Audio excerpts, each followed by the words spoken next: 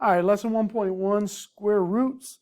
At the end of this lesson, we should be able to estimate and simplify square roots. We also should be able to add, subtract, multiply, and divide. So remember the square root symbol. Sometimes it's known as a radical if you're using a graphing calculator. I'll show you here later in the video where to find that. So first let's look at the geometric model. So where did this square root term even come from?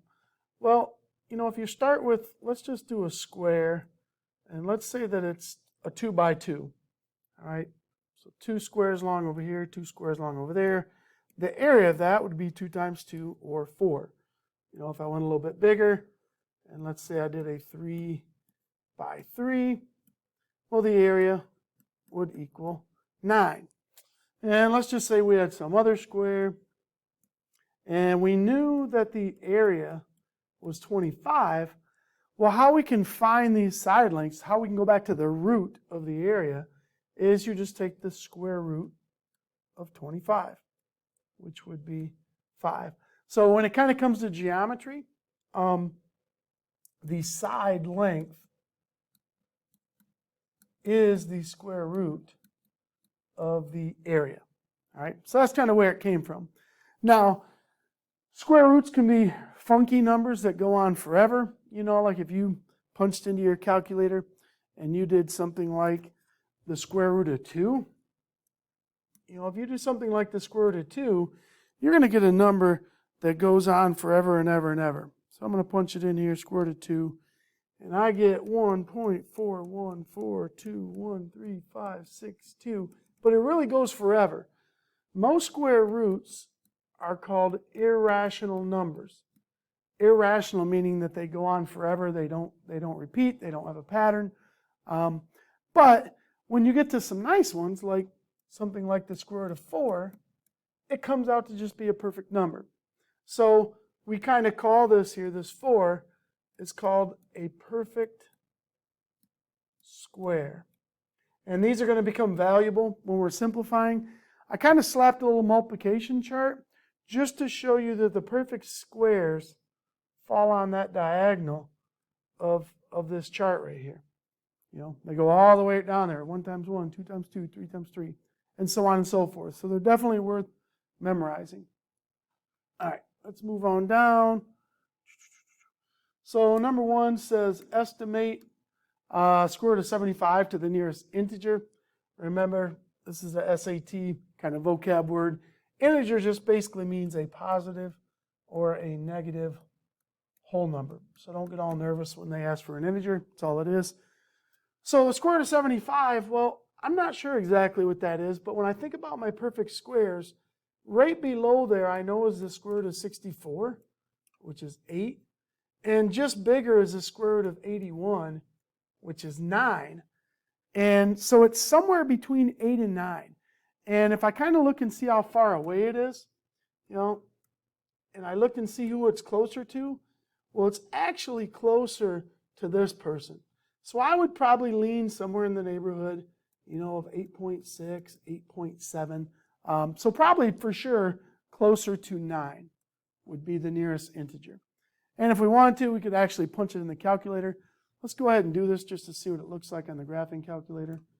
So I'm going to pull up my TI-82. I'm going to turn it on. And the square root key is over here near the x squared button. So I'm going to have to hit second, and then I'm going to have to hit the x squared key, and then it'll pop up. And if I punch in 75, hit enter, about 8.66, so definitely was closer to 9. All right, product property of square roots. Well, product is basically just a fancy name for multiplication. All right, and to contrast that over here, the quotient property is going to be division. All right, so let me kind of move this up a little bit just so I got a little bit more room. So product property of square roots basically means that we can break things up when we multiply them together. So for instance, if I said, hey, what's the square root of 5 times the square root of 6? this property just says, hey, you're allowed to multiply two square roots together, and it's the exact same thing as the square root of 30. All right, so I'm allowed to do that anytime I want. I can also go the other way. Like if you told me that the square root, you said, hey, what's the square root of 27? Well, I could find two numbers that times together to make 27. Like first thing that jumps into my head is 9 and 3. And I could break that up into the square root of 9 times the square root of 3. And this is very helpful when it comes to simplifying to make square roots smaller, because the square root of 9 is a perfect square. It's just 3. The square root of 9 is just 3. So I could write that as 3 radical 3. And this is equivalent, or is the exact same thing as the square root of 27. I could also kind of expand it out. I don't know when you necessarily want to do this, because right now this is simplified. But if I wanted to, I could say, well, wait a minute. 5, how could I make 5? Well, that's the square root of 25. And the square root of 3. So instead of 5 times the square root of 3, I'm doing the square root of 25 times the square root of 3, which is the square root of 75. So that one I actually went opposite of simplifying, and I kind of expanded it out. So you can expand, you can contract, but those are the ways to do it with multiplication and square roots. The quotient property basically just says that if you want to divide, like let's say I have the square root of 49 ninths, which I don't know what that fraction is. 49 divided by 9 is some weird number. It goes in there, like 5 and 4 ninths or something. But you're allowed to break up a square root into the two separate pieces. And I'm allowed to break that up into the square root of 49 over the square root of 9, which is really helpful because both of those numbers are perfect squares. So sometimes it allows you to whittle it down into a nice fraction where you wouldn't have otherwise seen that it could do that. So sometimes you can break it down that way. Remember back in geometry, when we were doing trig, we would rationalize, or even the Pythagorean theorem sometimes, we would do what's called rationalizing the denominator. We got to pull that back out of our back pocket right now. So for instance, if we're simplifying and we get something like 2 over the square root of 3, I'm not allowed to have a radical on the bottom. Okay, that's kind of a no-no. So how I can fix that is I want to try to multiply by 1 because I know it doesn't hurt this fraction. But I'm going to multiply it by radical 3 over itself. And what that's going to do, it's going to get rid of the radical on the bottom or in the denominator. So on the top, I basically have 2 square root of 3. That's all I can do is just kind of smash them together. But on the bottom, I have square root of 3 times the square root of 3, which is the square root of 9. But it ends up just being 3. So that is what's called rationalizing the denominator. The denominator now has a rational number and not an irrational number, like a radical. So a quick little review. All right, let's go through here and let's kind of simplify some of these things. Square root of 50, well, I'm going to break that up into the square root of 25 times the square root of 2. And that's just 5 radical 2. So not too bad there. I'm going to use the quotient property here, and I'm going to break this up into the square root of 36 over the square root of 16, which would be 6 over 4. Always reduce that if you can. So 3/2 would be the correct answer here. This one over here looks a little bit tougher. I have 3 radical 27 over 2 radical 6. You could start off by multiplying by the square root of 6 over the square root of 6, but you're going to get a big number. I'm going to show you a little different way. I might start off by kind of breaking this part up first and going 3 times the square root of 9 times the square root of 3. So that's really 3 radical 27. And on the bottom, I have 2 radical 6. I'm actually going to break this one up and go 2 times the square root of 2 times the square root of 3. And why I'm doing this is because I saw that I could get these 3's out of here. There's lots of other ways to do this, but this is just one way. Whenever you have the same radical on top and bottom, you can cancel it out. And now I have 3 times the square root of 9, which is just 3. So that's really 3 times 3. And on bottom, I have 2 radical 2. Well, now I have to be careful, and I have to rationalize this denominator. So I'm going to times by that square root of 2 on the top and on the bottom. And let's see what we end up with. We end up with 9 radical 2 on the top. And on the bottom, the square root of 2 times the square root of 2 is the square root of 4, or just 2. So I have 2 times 2, which gives me 4. And that's all you can do with it, because 9 over 4 cannot be reduced. So that's about as far as I can go. All right, moving right along, adding and subtracting square roots. These are kind of like terms. If you think in algebra, if you have like 2x plus 3x, we call those like terms, and we can combine those together to get 5x's. It's kind of the same thing with radicals. When I look in this problem, I have a radical 5, and I have another radical 5. So those are kind of what we call like radicals. Since they're both square root of 5s, I can put them together. So I have 2 of them plus 4 of them, so I have 6 radical 5s. So you're kind of allowed to treat them just like variables.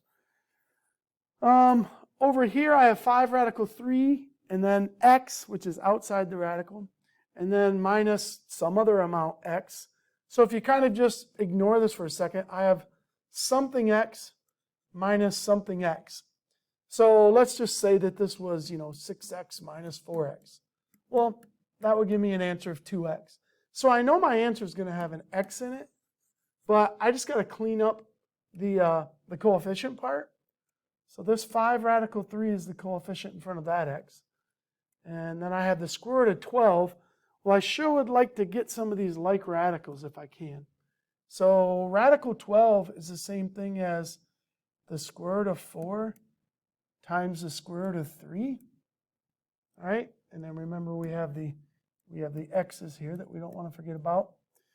Well, if I clean that up a little bit, that's just 5 radical 3x minus square root of 4 is just 2 radical 3x. So if I have 5 of those minus 2 of those, I end up having 3 radical 3x's. So we're just kind of manipulating the expression to try to simplify it, breaking the radicals into smaller pieces, and then we can add and subtract those when we want. Let's get into a couple of story problems. This one looks like it's a little bit of physics. So this says the expression radical h over 4.89 represents the time in seconds it takes an object to reach the surface on Earth from a height of h meters. So h is our height in meters. How long will it take the object to reach the Earth if we dropped it from 50 meters? So 50 meters, that's like a little bit over half of a football field. Well, let's put it in there. So I need to put in radical, and then our h is 50, divided by 4.89. So let's put this in the calculator. 50 over 4.89. So I'm going to bring this little guy up, turn him on. And since I have a fraction, and this really doesn't have like a fraction key, I'll show you how I'm going to do this. I'm going to go second square root, and then I'm going to use parentheses. And now I can, everything that I keep typing is going to be under the square root or under the radical. 50 divided by, is that 4.89? And I want to be sure to close that up and hit enter. Looks like 3.197, or roughly about 3.2 seconds. So it looks like this is going to be somewhere in the neighborhood of about 3.2 seconds. So if we're sitting here on Earth, we go up 50 meters high, we drop a bowling ball, it's going to hit the ground in about 3.2 seconds. Now, gravity on the moon is a little bit different than gravity on the Earth. All right, so gravity on the moon is h over 0.82. So how long does it take to reach the surface? 50 meters if we're doing it on the moon. So I'm gonna just change this bottom number, And I'm going to do 50 over 0.82. And let's just see how that rolls. So second square root, parentheses, 50 divided by 0.82, close it off, enter. 7.8, so a lot longer there than on Earth. So we had about 7.8 seconds. So over twice as long. So you drop something on the moon, it takes quite a bit longer to reach the surface there. All right, it's your turn. You're going to work on the practice, and be sure to submit this in TeacherMade and ask me any questions when you check your answers, and if you need some help. See you.